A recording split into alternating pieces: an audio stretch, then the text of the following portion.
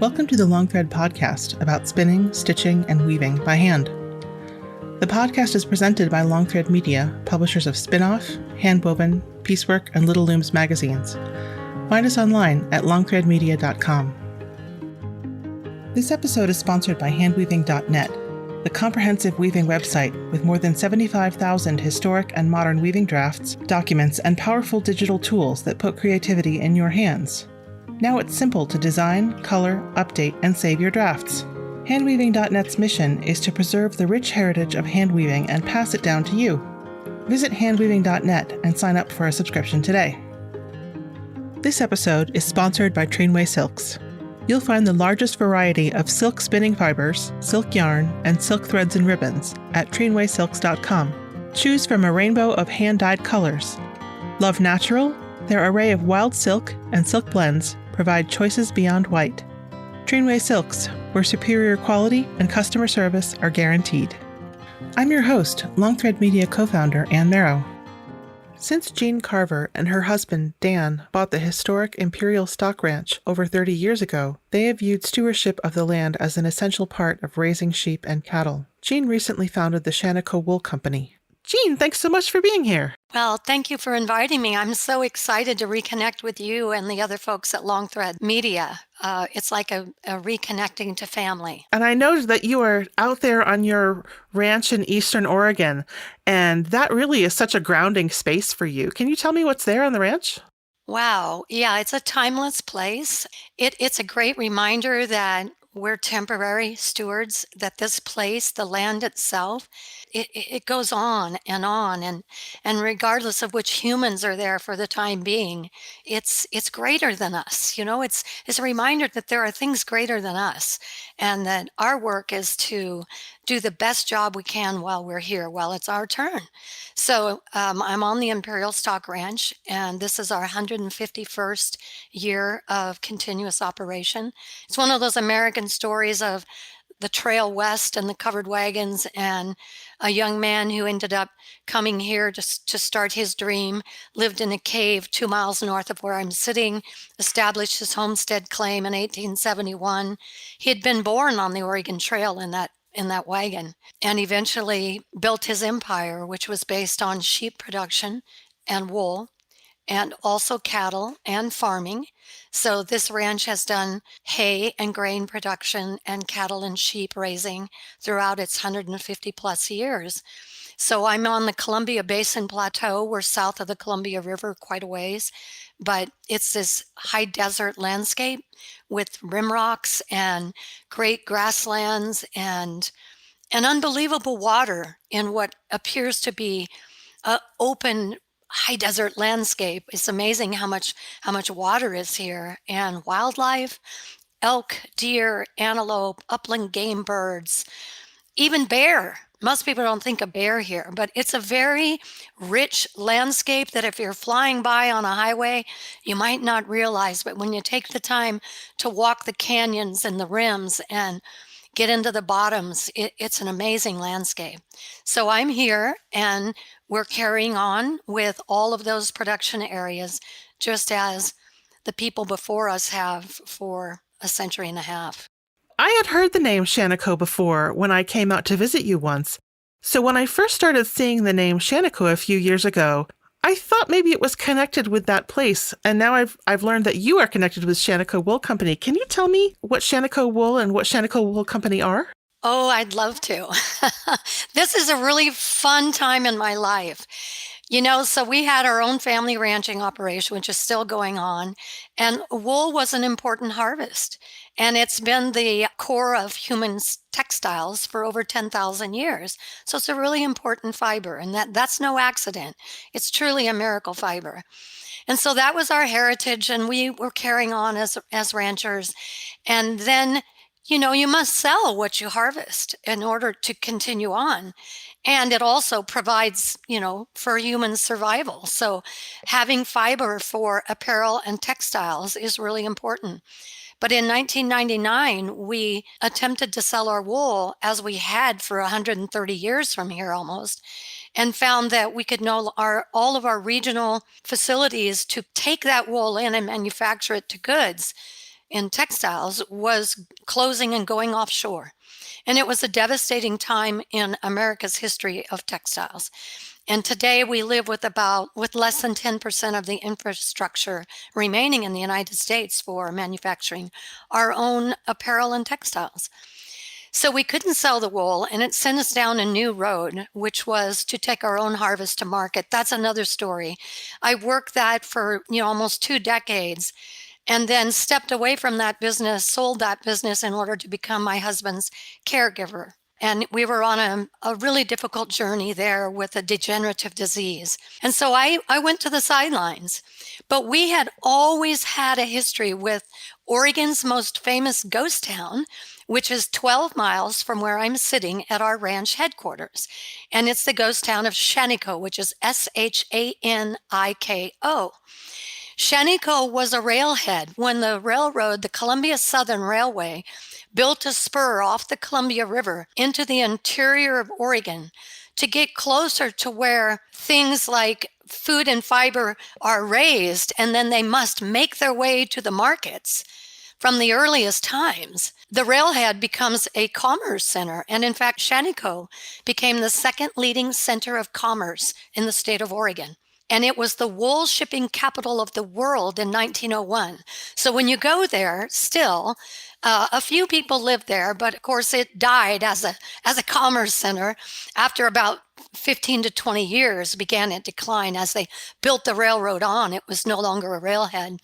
And so you still see the remnants of that very historic period, late 1800s and in the early 1900s. So you see the giant wool warehouse where millions of pounds of wool were stored to be loaded on trains to make its way to Eastern markets, right?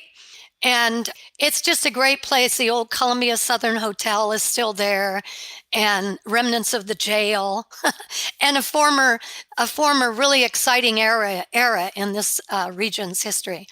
So as I sat on the sidelines, having sold my business and caring for Dan, companies that I had worked with never stopped calling and reaching out for a sustainably produced, fully traceable wool supply.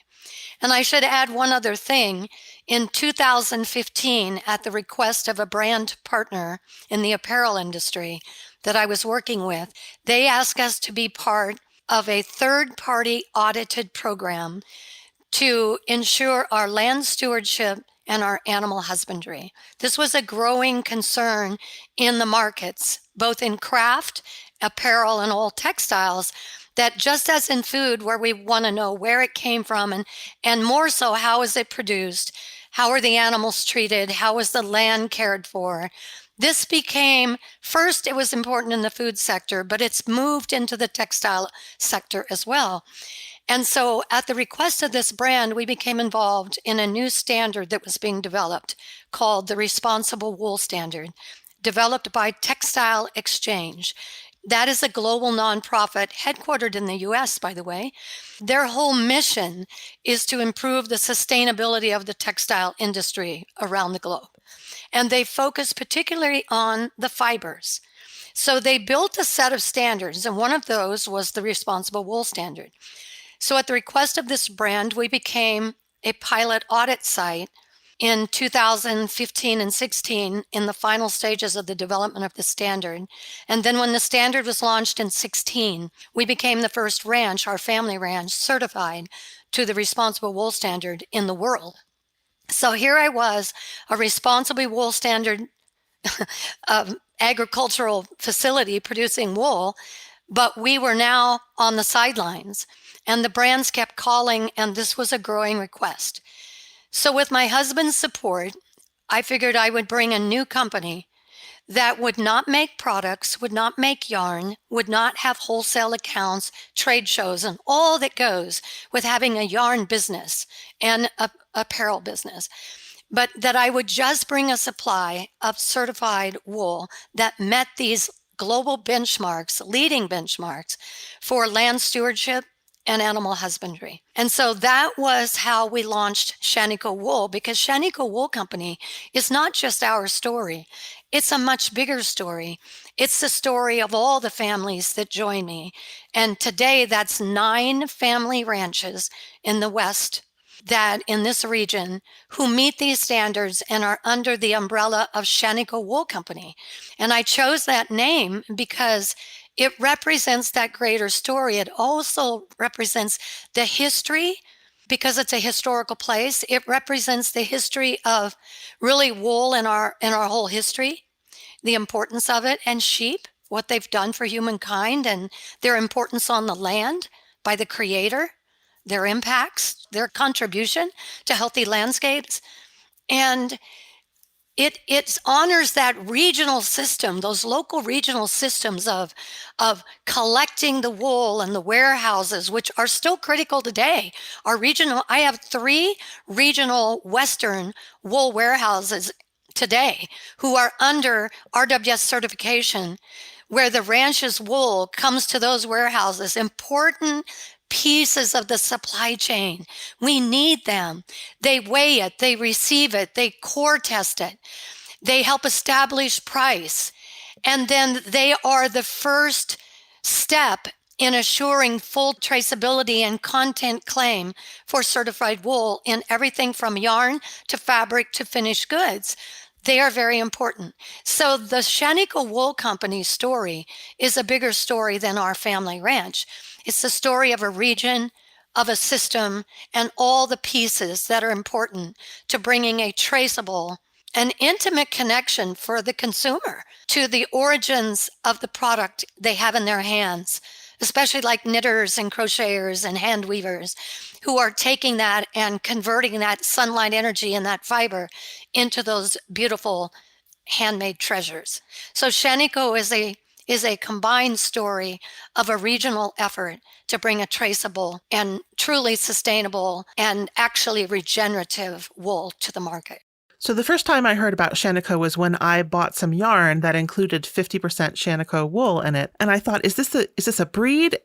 So this tells me something about where the wool is from and what the standards and expectations are. But what kind of wool is it? We have collectively the finest wool supply in the United States and North America. Because we are able to aggregate this wool, we collect this bunch, but all of us are merino or merino crossbred breeders. And in fact, very similar merino genetics are shared by the growers. See, I reached out to 1 and then 2 ranches to join me back in early 2018. And I've never looked for a rancher since. Those ranchers that join me are bringing the others. They know each other. They source their merino rams from similar breeders.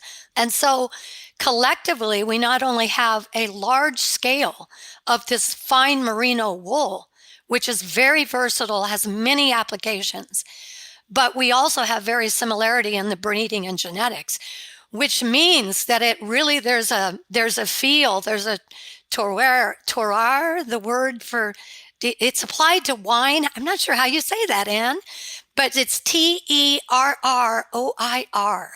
That word applied from the food sector applies to wool. And we have one company who's using the wool, making luxury sweaters, who have very broad experience in sourcing merino wool in their history. And they work, in fact, with a consultant who is a very sought-after consultant to brands, a whole lifetime in global sourcing, who says, as a scale of wool, this has a hand that surpasses any group of merino that she has worked with in her career. So I think it has to do with this consistent genetic and the fact that it's grouped and traceable. So we're merino, and we can provide, if you know anything about microns of wool, you know the lower the number, the finer the micron, the softer the feel, and then closer next to the skin that it goes. So all wool is good wool. From very coarse wool to very fine wool is good wool. We're going to make that clear. All wool is good wool. It's just, it's better suited to various applications. Sometimes you want something a little rougher. Sometimes you want something that's going to felt really well. And also, like I say, there's wool is valuable for rugs and carpets. It's valuable in the automotive industry, in aerospace industry. It's across so many sectors, non-wovens. So we can supply microns at scale, anywhere from 17 to 17 and a half micron, which is your best next to skin layers for wool underwear, right? To 24 micron that you want for a coarser application. So we cross that. And by the end of November, I'm adding one more ranch right now to my group in the next 6 weeks. And by the time they're on board, we will be shearing collectively off 10 ranches, right around 500,000 pounds of this beautiful wool each year. That's the scale we're at today from 10 family ranches. Wow. Now, the interesting thing about terroir is that it comes from the word earth. And so usually it means, relating to the earth where you are, but, certainly relating to soil and earth. When I was a kid, my mom did a lot with the Sierra Club. And so she knew about John Muir, who famously said that sheep were hooved locusts. And I think that is not what I saw when I visited your ranch. And so I'm curious what you think about that. Well, I'm not sure. Is a locust considered a bad thing? And so is that the connotation? I mean, are all species good? All species have a place, right? So can you clarify your question? That's a very good question. I guess what I mean is I had the idea that grazing sheep just mowed down all of the plants, and that once sheep went through, there would be nothing left. And this is a little bit of a leading question because I know that this is not what I saw at your ranch, but I think that might be something other people expect too. No, you see something very, very amazing. You see 151 years of domestic sheep grazing and livestock impact, as well as a viable population of wildlife grazers, as I mentioned earlier. And you see complete ground cover. You see complete ground cover. This is an amazing thing. And so, one of the favorite groups I've had over the years, and I've hosted thousands of people since 1990.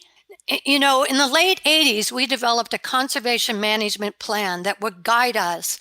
Think carbon plan today, but truly it's a conservation management plan that's looking at the whole landscape in a broad way, your entire operation, and looking at the interconnected systems and cycles that are at work here of soil, water, seeds, plants, sunlight, and the vegetation communities, healthy forage that covers the dirt, that holds soil, that all the microbial activity that keeps our ecosystems vital. We looked at that and with our agency partners developed this conservation management plan, which was finalized in 1989.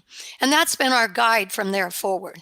And first you have to change your mindset, and then you move down this series of evolving, changing practices as you learn and observe. And so the action of sheep on the land, but the favorite group, I started to tell you, I love having groups of kids here. I love having school groups because they have many misconceptions they pick up from their parents, media, wherever. But the thing that I simplify this to is this. If animals are overgrazing a landscape and destroying it, it's never their fault. It's the humans managing them. It's their fault. It's our fault. We have to take the responsibility. So if you leave animals alone, unimpacted by humans, unimpacted by fencing, left pre-human occupation, if you will, animals, grazing animals don't like eating where they've urinated. And they want clean ground to eat on, not where they've been pooping, right? If I can say that on this podcast. Absolutely. But so they will bite plants and graze areas and move. bite plants and graze areas and move. And that is how the Creator intended it. Grasses and grazing animals evolved on the planet together.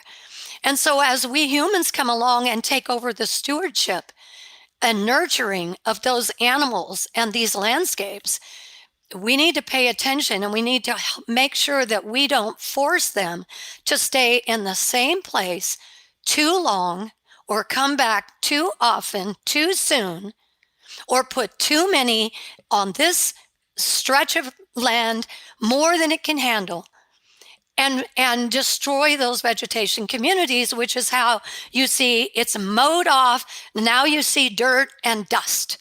That's what you think of with locusts, grasshoppers, the Dust Bowl of the 30s, okay, the devastated landscapes. Well, we set the stage for that by our activities as humans. Us controlling our farming practices and our grazing practices, we set the stage for those kind of catastrophic events. And so the answer to you is sheep are actually holistic grazers by nature. We have to stay out of their way, or we have to nurture and support those interconnected relationships. They're easy on the land as an animal. They're not that large. They don't weigh so much like elk, even deer, cattle. So they're easy on the land. They love to be on the move. So you can put as many in this area for a short time and let them bite those plants. You know how all of us need work of purpose? Mm-hmm. We need purposeful work in our lives. We need food, clothing, and shelter. And by the way, sheep provide all three. It's true. The lamb that sustains us, the fiber that clothes us, and the skins of the food animal, which are the early shelters of humankind. Mm-hmm. So food, clothing, and shelter all come from sheep. If you take sheep and add water, it equals life to man. That's how it is. It's that simple. And so we need to nurture the natural relationships and the positives that sheep have on landscape. So I don't know where I was in this story, well, because that's how I am. I get off track. But sheep have a lot of positive impacts to the land. They bite plants. That stimulates increased biomass below and above ground. It stimulates root development, which is also involved in microbial activity, which is drawing down carbon out of the atmosphere. Mm-hmm. They get increased seed head production. So the stimulation of plants by grazing animals like sheep is critically important to the health of all the land surfaces of our ecosystems. We cannot take grazing animals off our landscapes because that will contribute to the increasing climate crisis. We also need to make sure that those grazing animals are well managed, mm-hmm. so that we don't harm the ecosystems, that we're helping support a positive impact of those grazing animals. So we all have a work of purpose, and the Creator gave grazing animals work of purpose. Mm-hmm. The purpose of sheep is to bite grass. That's their purpose in life, is to bite grass. And if we allow them to do that, it helps all of us, the entire human community on this planet. So the hoof action across the land is good in terms of infiltration and preparing places for seed heads to drop. And their natural elimination of urine and dung is putting more nutrient back into. So they are the first stage processors of harvesting sunlight energy in plants, biting that protein in a plant, then chewing their cud, right? Mm-hmm. They lie down, they're content, they've gathered, they've moved across biting those plants, they've gathered that protein, they lie down to rest, their face to the sun, their ears level. They're chewing and processing. They're at peace. They're the picture of peace and contentment. They're processing protein, mm-hmm. first stage processor. And that protein is converted to other forms of protein, one of which is fiber, the wool they grow. And we harvest that annually. And that beautiful protein fiber is not only giving us value to humans, but in the process of creating it, they had a positive impact to the landscape, to the ecosystem. So in my opinion, sheep are not locusts. It's man that creates the devastation. It's always us who are guilty, Anne. So you're not talking about something like minimizing the impact of sheep. You're talking about making sheep have a positive impact, right? We are maximizing the natural positive benefits of grazing sheep across landscapes. Absolutely. And we're actually measuring that. And you can prove it. We can prove it. We can. We are. We're in the process of doing we're almost finishing our third year of comprehensive research and measurement of the ecosystem impact of our ranching operations, of which the primary focus is sheep grazing.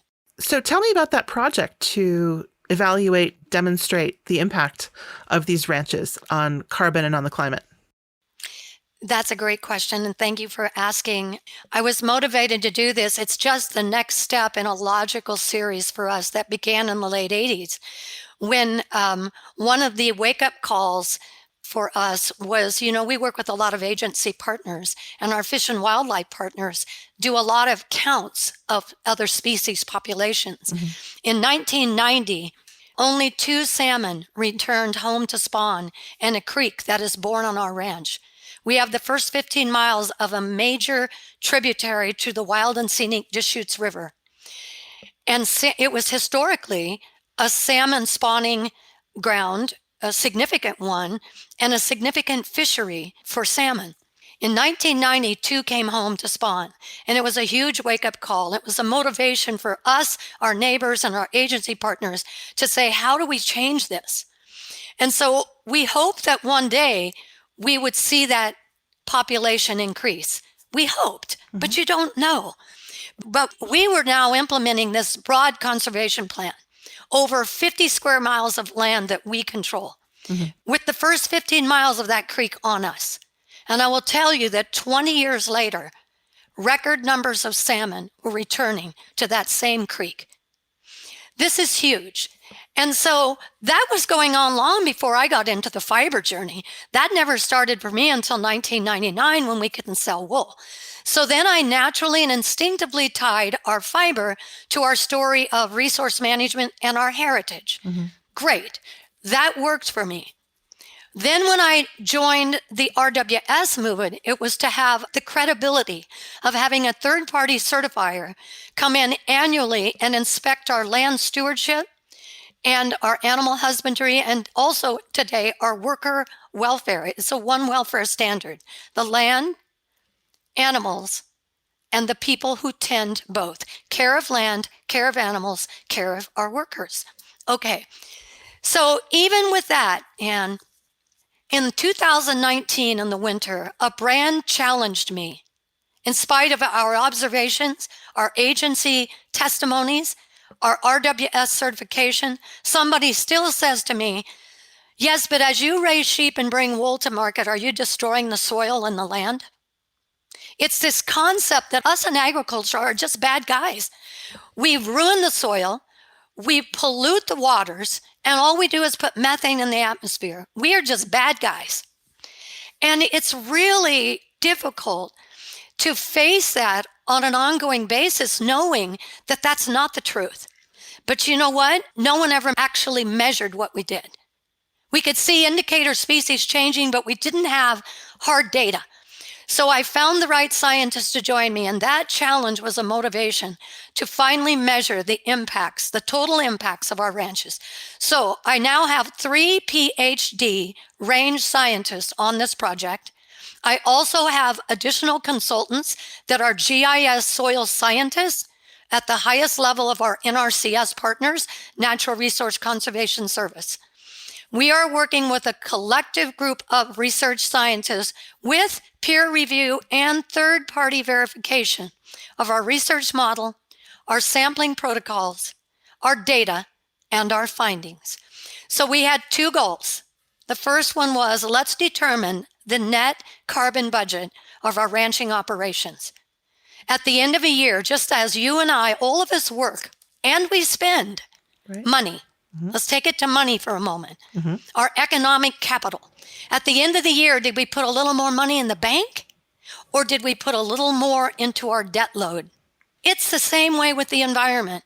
I am simplifying somewhat, but in truth, at the end of a year, are we net emitters, polluters, or are we net banking and environmental value? So what is our true ecosystem impact, our net carbon budget? Measurement of soil organic carbon, how much carbon is in the soils and grasslands, is a key performance indicator of the ecosystem. And if you have increasing levels of putting carbon in your soil on increasing over time, there are many collateral benefits to that besides carbon. So you're measuring that, but it's not the only benefit. It has multiple other benefits, including water and effects on both plant and animal biodiversity. So we are determining the net carbon budget of our ranching operations using both field measurements, which are an investment, and leading computer models. And the second thing is, if we are net banking of an environmental value, how much are we banking? So I can give you an example if you wish, or we can move on. But I can tell you with 3 years of measurements on our ranch, what that summary is. And also, I have moved this model across. We've moved it across 7 ranches. As of this year, we have 2 years of baseline measuring on 7 of our ranches, which is about 1.5 million acres. And I'm currently baselining about another 1 million acres in the next 12 months. Wow. To get us all of the land in Shaniko wool. We will have a baseline of having measured our current carbon sequestration levels. Well, I'm curious. We put 20 years of our own harvest data into the computer models, 20 years of history on hay and crop and livestock production and so on. And then all of your inputs go in there, your electrical use, equipment use, your fossil fuel consumption. We even calculate methane emissions. So all of that is accounted for. And in our high desert location, we always said we got 8 to 10 inches of rain a year, which is not much. No. Every drop is precious, which is why you need to manage conscientiously. But in the last 3 years, we all know we're in a drought cycle, not to mention unpredictable big climate events, whether it be hurricane, flood, fire, tornado. I mean, we are in a changing system, and we're all living with that. And we're all going to keep learning, too. We never stop learning about it. But I can tell you that in the last 3 years, we've had not right around half of our 8 inches. So this is significant, and that affects your carbon sequestration.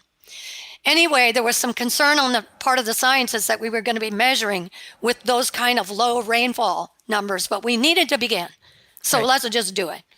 So with 3 years of data, on average, on a net basis, our ranch is adding an additional 1.6 tons of carbon to our soils and grazing lands annually. Wow. On 32,000 acres. That's 51,200 tons of carbon that we are adding. Those are credible, state-of-the-art laboratory and leading computer model summaries, okay?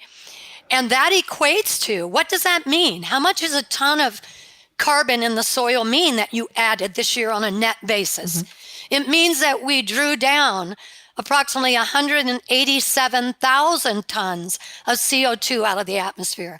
One ranching effort. Wow. This is not a cheap investment, and this costs money. And it's taken a lot of time and use of consulting experts who can draw down the mapping, who can cite our monitoring points based on the soil types, slope, elevation, vegetation communities, use, and have enough sites measured to be credible, and so on. Where they're located is critical. And then you send somebody out to do all the sampling. We soil test twice a year down to 60 centimeters. Wow. On all these, we've established over 300 monitoring points. And we also cut a known square footage of biomass at each. The soils go to one lab, the biomass to another, but they're both important in giving us a whole picture. So that is the summary result of what we're investing in. But I think the importance to this, just to support the value of agriculture besides food, clothing, and shelter, the greatest deliverable we bring, if we're managing correctly, is the ecosystem positive that we bring. What is the true impact of those sheep grazing that landscape? Well, here it is. That is the true impact. And you don't get that by dining on delicious lamb or wearing beautiful wool. You only know that if you measure it and begin to think about the power that that has for all of us with the climate situation and the human community on this whole planet. This is a very important next journey for us. And let's say that our results didn't give us what we hoped. It's given us the best possible thing to influence changes in our management going forward, so we do move ever closer to positive impacts. And this is something that the companies that were approaching you, the brands that were approaching you because they wanted something traceable, they were approaching you even before you had this data. It seems like what you were already doing is something that brands big and small are hungry for. Well, I hope so. And I think you're right. And my own journey in textiles takes me there, which I don't know if I should mention or not. I mean, I had a book come out last winter, and it's about where we started this conversation, the importance of place. It's about place. Turns out place is really important. I don't care if you're in Peru or Bolivia or South Africa or Australia or North America or South America. Place is important. You know, in our history, everything happened locally. And from locally, it became regional. And then at least it was within country. But we are at a point in today's world where we shifted to these global models for everything that we make and get and need. And we have learned now over time, there are real consequences to that global model with the trail of oil shipping it all over the world. What has it done to us? Personally, our personal health, our families, our communities, our nations. So wherever you are, this is important. That place is important. And so, yes, I think people are truly interested in origins and whose hands touched it from the beginning to the end until I get it. You know, every hand that touched it is part of the story. Every hand is connected. It makes us more appreciative. It makes that product richer to us. If we value it more, it makes the consumer and me, the rancher, all connected. The mill, the dye house, you know, the yarn maker, who sells the yarn, who tells its story, designs the patterns. We're all part of this story. The media, you, bringing these stories and making these connections, we're all part of it. And the more connected we are, the stronger we are, and the more meaningful it is, and the more we build community. And so today what it is, yes, we can say to our brand partners, our customers, whoever they are, whether they're a hand dyer, who want Shaniko wool in their yarns to hand dye, or it's a company that's sourcing Shaniko wool for their yarn, to the apparel brand who is sourcing the wool and the yarns to make finished goods. All of them now today, besides knowing we meet these leading benchmarks, and the RWS has become the leading benchmark standard in the world for responsibly produced wool. It's really grown around the world. We are the only supply of RWS certified wool in all of North America, United States and North America. And we also, by the way, are now dual certified to Nativa Regenerative, which is a standard owned by Chargeurs Group globally. So we are dual certified to these two leading standards. So not only do we meet the benchmarks, which gives people, the customer, more confidence, but today it isn't someone else saying, yes, they are regenerative in their land management practices and they treat animals well and their workers lead an incredible life. We are now being able to tell you that this wool represents cleaning X amount of CO2 out of the atmosphere on a total basis. That's my goal. That's where I want to get to.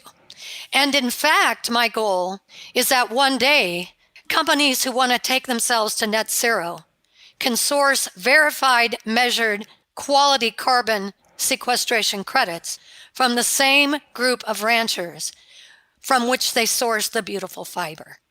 You see, every one of us as humans, we're consumers. Mm-hmm. We all use electricity and water. We dispose of things. We waste. We drive. We fly. We are polluters, every one of us. Mm-hmm. And we can try to do better, and we all should. We can reduce our own waste. We can reduce our own emissions. But which of us can live a life that has a positive impact on the planet on a net basis? That's pretty hard, mm-hmm. unless you are managing broad landscapes, because it's only those landscapes that can truly be managed in a way that can contribute positively to the whole ecosystem health and planet and climate. So it's important that we bring this information, because this is the greatest thing that we provide. And we have not recognized that in the past. Mm-hmm. We haven't measured it individually nor as an industry. And it's time we did that. And so I knew it was the only way we would ever truly give an answer to our impact and our value. And so I have invested in this comprehensive research for 3 years. Mm-hmm. And I hope that one day, we're perceived differently. Mm-hmm. That the first thought that comes to people's mind when they think of farmers and ranchers, especially as more and more people are in this type of program, I hope that they recognize our greatest value. Mm-hmm. And this is very much informed by what you're doing locally, but people have started to take notice on a global scale. I mean, you mentioned to me about there's a global textile conference that you're going to speak at. Yes. Yes, this will be my third one in a row, I think. I've sort of become a voice for the RWS globally, mm-hmm. Because first of all, our family ranch was the first in the world. And now I've established a farm group, which is the only one in North America meeting these standards, which is growing, unbelievably. And I have a deep experience in this standard and connecting with other grower groups like us that are around the world. I mean, I've made great friends in New Zealand and Australia and South America and South Africa. When we go to the global conference, we all go out to dinner together, and we're all sheep producers and farm groups from around the world, but we're connected, right? Because we have the same mission. So I will be speaking at the Global Textile Conference, giving an update specifically on my carbon initiative.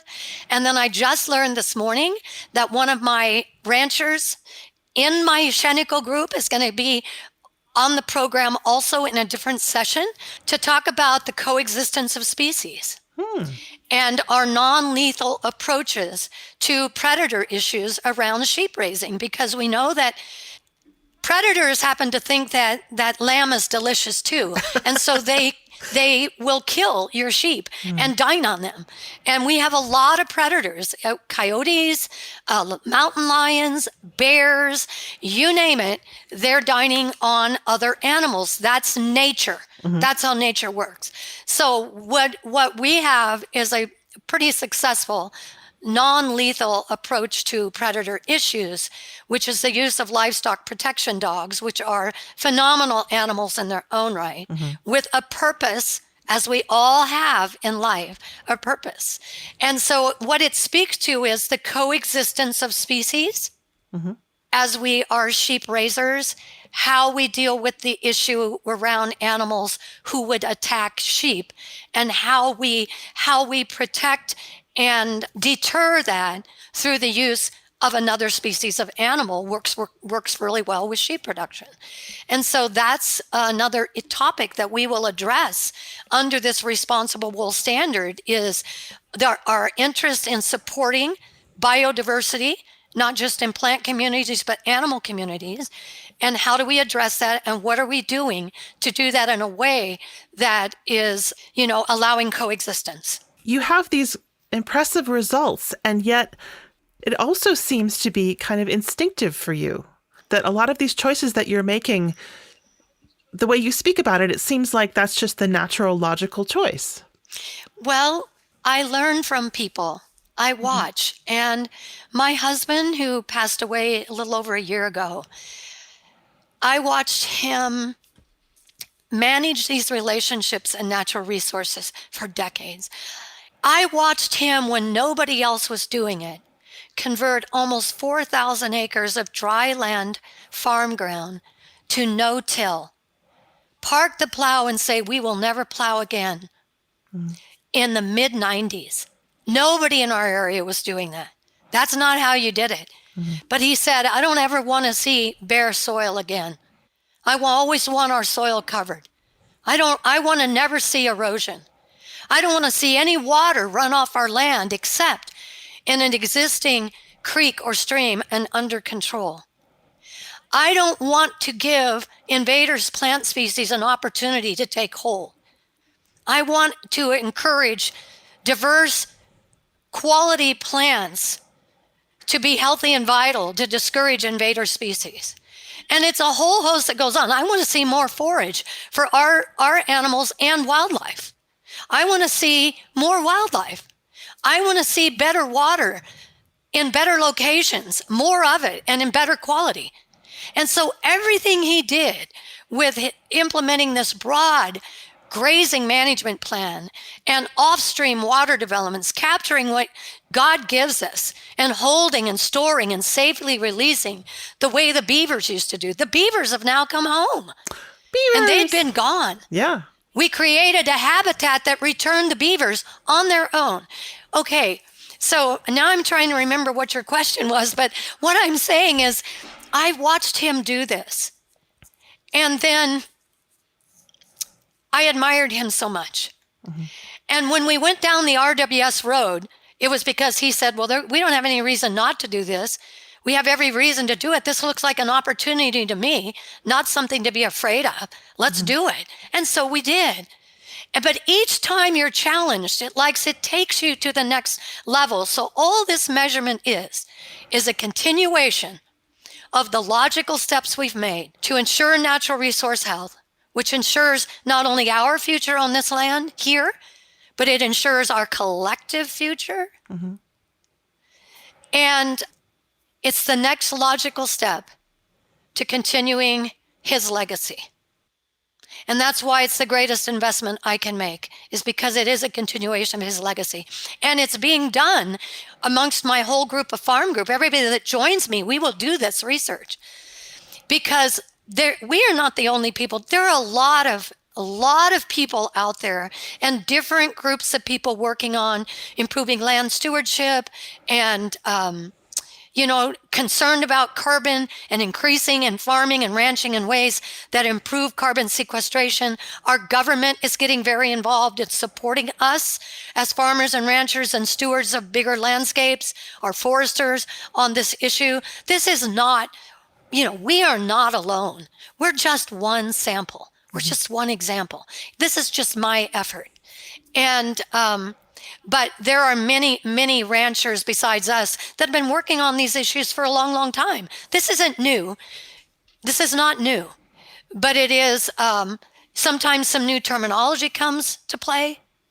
And we will get new markets because carbon, for the first time in history, is really becoming an emerging new commodity.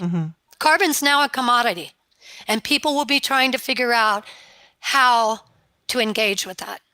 So for me, this is common sense, Anne. It's common sense. It's logical. If you're out here on the ground, this is your life. Yeah. And you're more and more connected to the urban communities and products, particularly but brands, with both restaurants, with the eaters of the product, the users of the yarns and the fibers. The more connected we are, the more we learn from each other. And this project supports more learning around the value of the farmers and ranchers on the ground. And I don't know that there's a greater thing I can do right now than that. It's really an example of the long view. And I hear the history of the Imperial Stock Ranch, the 150 years, and of course the millennia of land use that goes before it, but you're really keeping your eye on how this will affect people beyond our time horizon and also beyond the horizons of your, like you're looking at the horizons of your ranch, but also thinking about what happens beyond those horizons too. Well, this land grounds you every day. The land and the animals remind you that you're temporary. You're a temporary steward. I could be gone tomorrow. My husband is gone. And the oldest son is now carrying on. And it's fabulous to watch him step into and fill those boots and be totally ready. You just feel blessed. But I also want to say that every family that's joined me in this, and again, I don't have to recruit. They're recruiting each other. The work itself is recruiting growers. But every one of these families are multi-generational, and that speaks to your question. It's not something I have to think about the long view. When your children and grandchildren are on this land with you, it also is a daily reminder of the future. How will you leave this in a way that's productive for them? And so it's very personal. Every family in my group, Shaniko Wool Company's family ranches, are multi-generational and have been on their lands and doing this same tending of sheep for 100 years or more. We have a deep, rich heritage collectively, individually and collectively. And so we don't have to be philosophical, because the very land itself and our families set the stage to live a life that is concerned about what comes tomorrow, not just today. I mean, yes, we hope there are profits in agriculture or you go away. Mm-hmm. But most farmers and ranchers, you go ask them, they'll talk about working to break even. Mm-hmm. Okay. That's one of the beauties of this project. My growers make 20 to 25% more than the best U.S. price for their wool by being part of this program. Wow. And I ensure that. Mm-hmm. Shaniko Wool buys all their wool at a very good premium. Mm-hmm. And then Shaniko Wool sells it. Shaniko Wool pays all costs to be certified in this program. They don't have to take anything from their wool bottom line. All of it goes to their bottom line. They like that.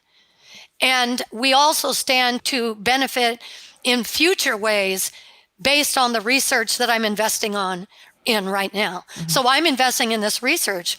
Shaniko Wool is not just on our ranch, but on all this land, 2.5 million acres, because I know there's a potential for a coming market for that ecosystem value.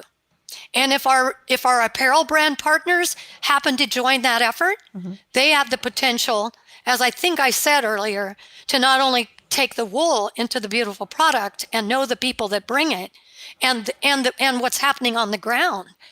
And that's the beauty of fully traceable and so on. But also to invest in a quality credit, that doesn't take away their responsibility to reduce their own pollution, mm-hmm. to reduce their own emissions. No, all citizens of the planet right now need to be doing that. And many, many corporations are. Many governments are working for that. All of us. But these new markets will be a legitimate framework for these brands to actually invest in regenerative work on the ground. And those markets require us to spend those dollars for an ecosystem harvest right back on the land. So this is not anybody's get-rich-quick scheme. This is a legitimate way to bring new stakeholders to the table to invest in regenerative, positive ecosystem impacts. And together, we ensure our ability to manage those landscapes and animals. So it helps us as farmers. It helps the whole community, the whole human community, and it helps the brands on their sustainability targets. So this is a new arena, and we are one of the players working on this. So I don't feel like I'm visionary, Anne. I feel like I'm logical and practical. And it comes from having your boots on the ground every day and seeing the creators' relationships that were put here. But it gives me chills to think about all the good that you're doing and also the passion that you talk about this. I feel kind of honored to get to participate as a consumer. I'm I'm speechless, Anne. I'm just a ranch wife in the Oregon desert. I keep my head down and do the work in front of me, and if God blesses that, so be it. But I can't worry about everything and what everybody else is doing, but I sure can. I sure can find a way to document the real power of what we as a group of ranchers are delivering. And I am so committed to that. I'm climbing a mountain on this because there are a lot of obstacles, but I'm not going to quit. I'm not going to quit. I'm reaching for that summit. And all that is what the Shaniko wool name means. So it's so exciting to hear about this project. Like, Thank you. I was going to say your new project. It's not really a new project, but it's not new. It's a continuation of 150 years. It's a continuation of a century of the family ranches. It's a continuation of a wool industry which has been vital to humankind for over 10,000 years. I'm just one small player dancing my dance. And, really it's the symphony of sheep. It's the wool dance that begins on the soil with the sheep going across the landscape, and then the wool is harvested. And then when I began this work in 1999, who helped me? I knew nothing. You know who helped me? who? A family of fiber artisans around me, crocheting, felting, spinning, weaving, knitting, going, Jeannie, look what I made from your wool. And I'd be like, oh, can you make me the pattern for that so we can sell the pattern? This was a whole tribe of skilled, traditional needle arts artisans. I mean, I didn't know anything about the needle arts. I didn't know anything about those skills. And at first I thought it was important to save sheep to the ranch. It was important to keep wool in humans, in the human culture. And, but I didn't learn those lessons yet. All these people have taught me. It's just been an evolutionary process. That's the journey. That's what's in my book. Stories of fashion, textiles, and place. Evolving sustainable supply chains. It's available. And it's my story and then 4 other companies who have built these sustainable, they're telling about their stories around the globe that have done similar things to what I did, using local people. But the traditional skills, let me get back to that, of knitting and crochet and weaving and spinning and felting and hand dyeing and using materials to dye. And the way it's always been. These skills are as important today as they have ever been in the history of humankind. And we need to support the people who continue to hone those skills, teach those skills, and display those skills. So I'm really at home with the crafts sector. That is like family. And I'm eternally grateful to those women and men who were part of the early part of my journey. And today I have that same feeling. Shaniko wool would not exist without the support of the U.S. supply chain. Those people inside the scouring facility and combing the wool, spinning it and dyeing it and making yarns, the knitting factories, the weavers, the finishers, the cut and sew, all of these people are part of the journey. And the designers inside the brands who want to make the connection and those companies coming home more now from offshore. We are collectively a human community. And the more we tie those threads together, whether we're a hand knitter at home, a hand dyer, someone who tells the stories, somebody's got to craft those stories. There's as much art in that as there are in any other step. And so we need the designers, we need the teachers, we need the media, we need everybody connecting us. It makes us richer. Jeanne, I can't thank you enough for sharing your story. It's just so moving and inspiring and powerful. Thank you so much for sharing it with me and for your time today. Well, thank you. And I've always told people it takes everybody, whether you buy a skein of yarn or 10,000 pounds, we're all the same. It takes everybody. Everybody's equally important. And I have been saying that for almost 25 years, and it's true today. So I thank you, and I thank your listeners, and for appreciating and listening in on the Shaniko Wool Company's story, which is my latest journey.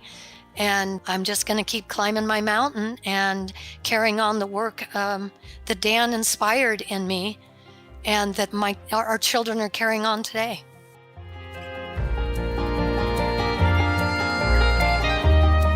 Thanks to Treenway Silks and handweaving.net for sponsoring this episode.